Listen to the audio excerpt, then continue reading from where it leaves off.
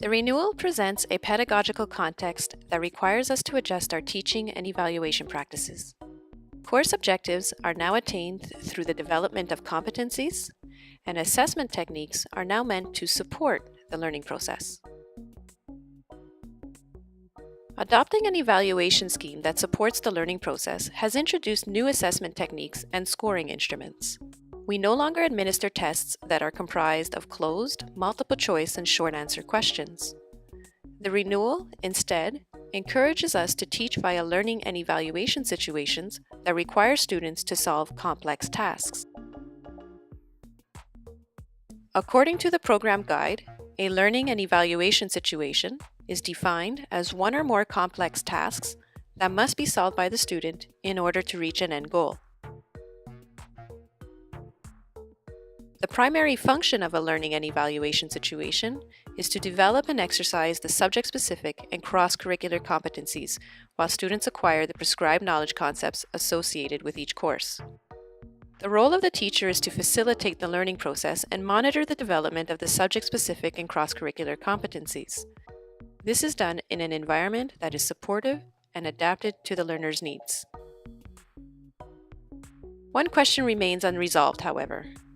How do we define the complexity of a task, and how can we ensure that it develops the target competencies? We can define the complexity of a task according to the following 4 characteristics. 1. The degree of openness. The more a task calls for different problem-solving strategies and explores different solutions, the greater the complexity. 2. The number of subtasks. The greater the number of subtasks, the greater the complexity. 3. The number of prescribed knowledge concepts that must be acquired and/or mobilized. Greater the number of prescribed knowledge concepts covered by the complex task, the greater the complexity. 4. The number of registers of representation.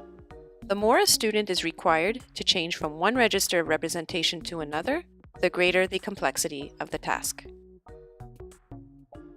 If we use a rating scale to rate the complexity of each characteristic, we can design complex tasks that become progressively more challenging.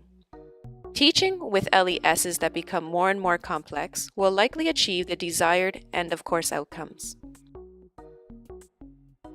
We can use a rating scale of 1 to 4 to illustrate the concept of complexity. A rating of 4 is the highest level of complexity that can be attributed to a particular characteristic. For example, in a Level 4 statistics course within the technical and scientific option, a student studies the correlation between 2 variables. The strategies that a student uses at the beginning of this course are few in number and would very likely have the student construct a table of values, plot a distribution cloud on a Cartesian plane, and use the box method to determine the correlation coefficient. However, by the end of the course, the student will have acquired new knowledge and developed new strategies to determine the correlation coefficient. For example, the student may choose to apply newly acquired knowledge concepts related to mean and standard deviation to calculate the coefficient using formulas, a scientific calculator, or statistical software. As you can see, meeting the requirements of a complex task will give rise to more and more subtasks that systematically increase the number of registers of representation. Otherwise said, at the beginning of the course, students will be given straightforward tasks that require the application of basic data tables, scatter plots, and algebraic rules.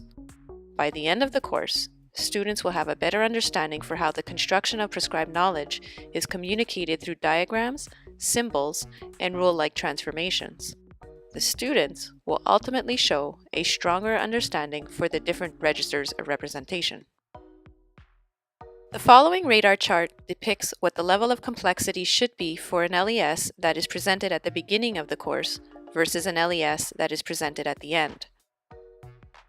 Representing the degree of complexity via a radar chart provides teachers with a clear picture of how to plan and deliver a learning and evaluation situation that ensures a smooth progression of the prescribed knowledge concepts.